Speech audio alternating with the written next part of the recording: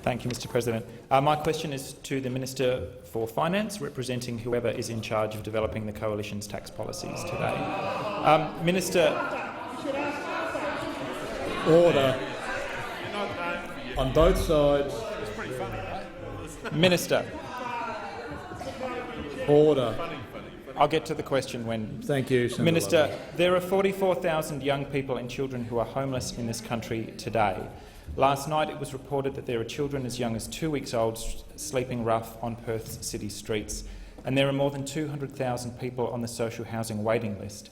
An entire generation has been priced out of housing affordability.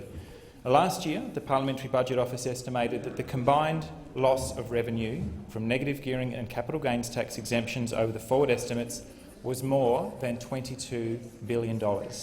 How does the government justify leaving these massive incentives for property speculation in place when housing affordability is at such crisis levels for so many Australians? The Minister for Finance, Senator Cormann. Thank you very much, Mr. President. I thank Senator Ludlam for that question. The Australian government wants every Australian to have the best possible opportunity to get ahead. And that is, of course, why we are working so hard to strengthen growth, create more jobs, and to create the best possible opportunity for every single Australian to get ahead.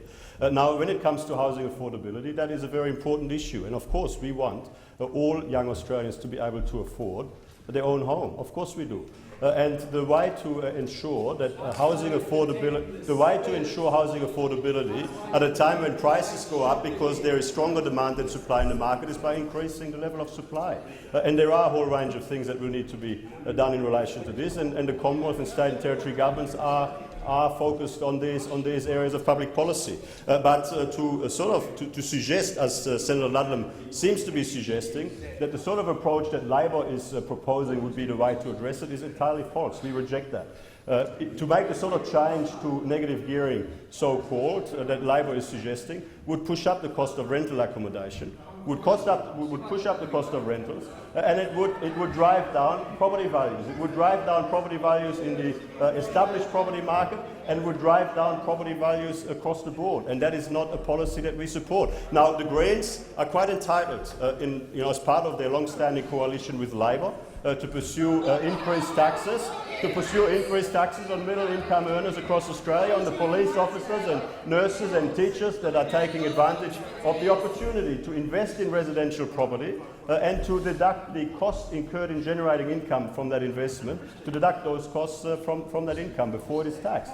Now that is the way the system currently works. If Labor and the Greens want to go to the Australian people in their usual coalition and sell that sort of policy, good luck to you. Thank you, Minister. Senator Ludlam, supplementary question. Take that advice.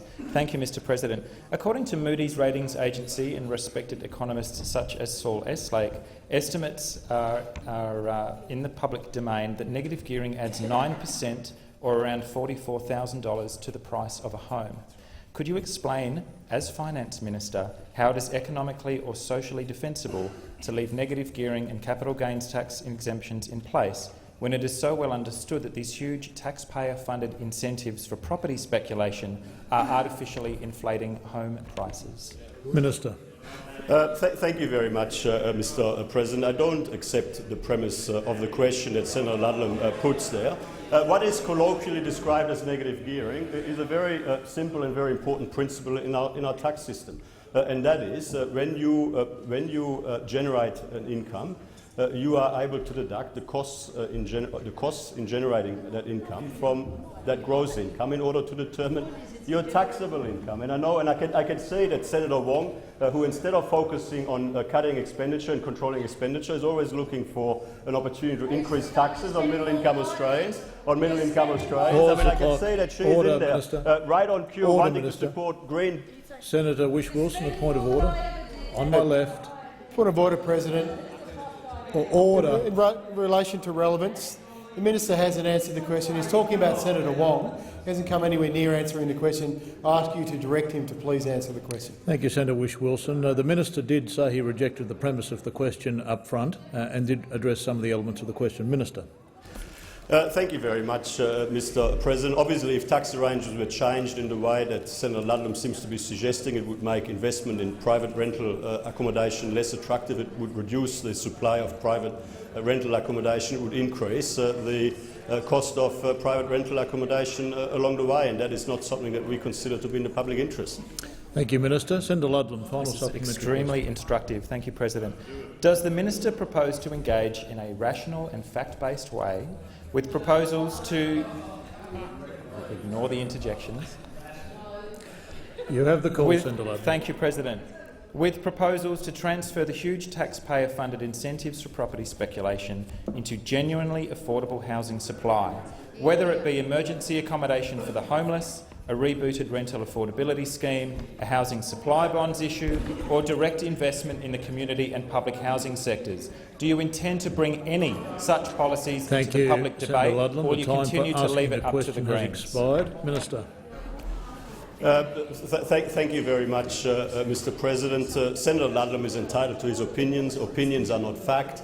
Obviously, all of us in the lead up to the next election will be putting forward our respective policies, and it will be a matter for the Australian people to determine which policies they support.